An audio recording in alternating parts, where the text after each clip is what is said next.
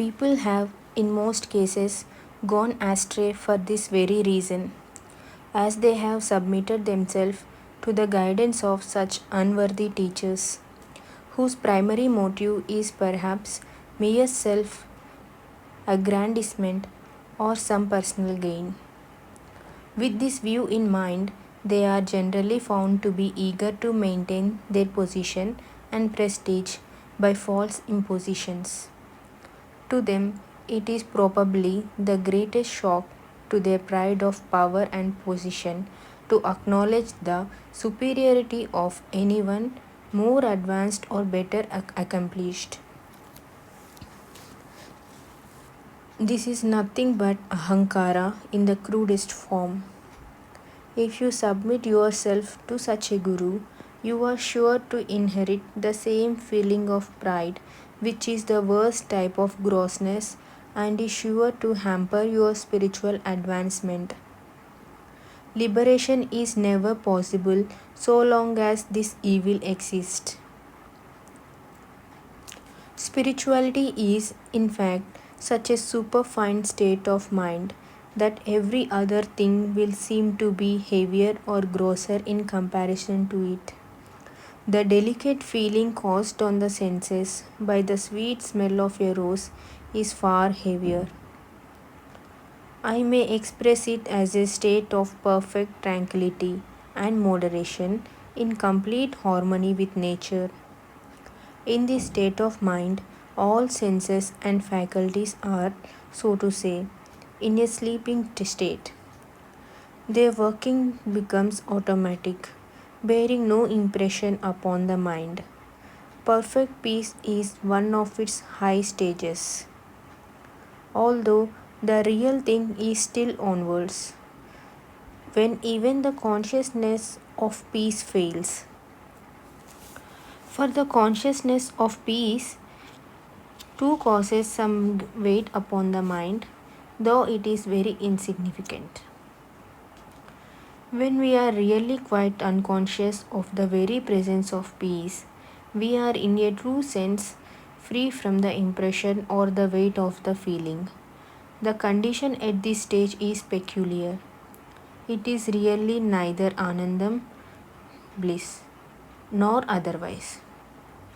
Words fail to express the real condition of this stage. Such is the condition we have finally to achieve, for which he and he alone can be capable.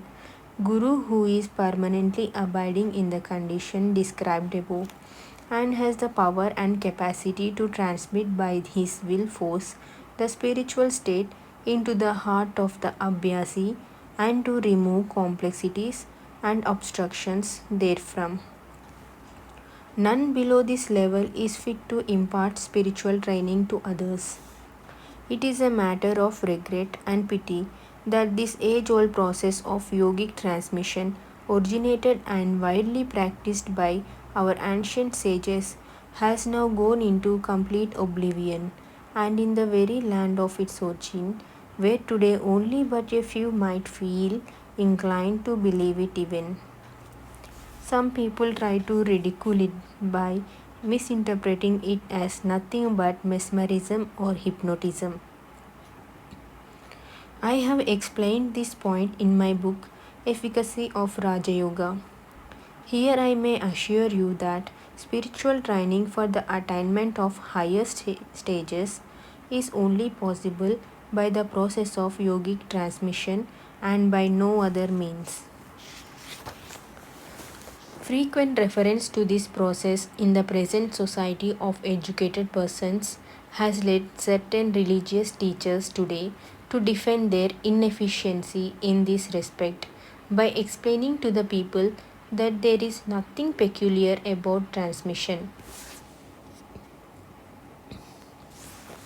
It generally happens when you are in the company of a Mahatma or a saint, that you are to some extent relieved of your disturbing thoughts and feel comparatively calm for a while. This they claim to be due to the effect of transmission by Mahatma. Those who offer this explanation mean only to deceive the public with a view of whitewashing their incapacity. What they interpret as transmission is really the automatic radiation of the pious Paramanus or the fine particles from the Mahatma. It affects all those assembled there, with the result that calmness prevails to some extent so long as they are there. It is only a natural process and has nothing to do with transmission.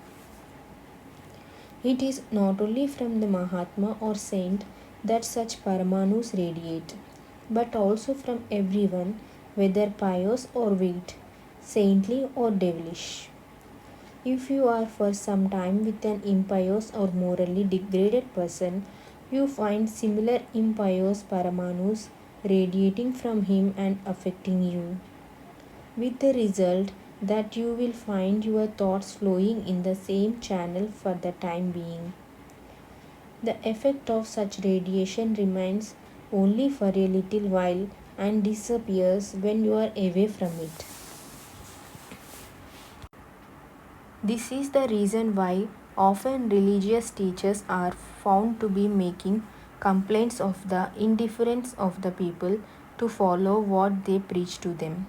They say that people, when they go back after hearing their upadesha or sermons, cast off all they have heard then and there, retaining nothing of it in their mind. I think it is not the people but the teacher or upadeshaka who is really to be blamed for it, for he has not the capacity or power to transmit what he means to preach from the platform.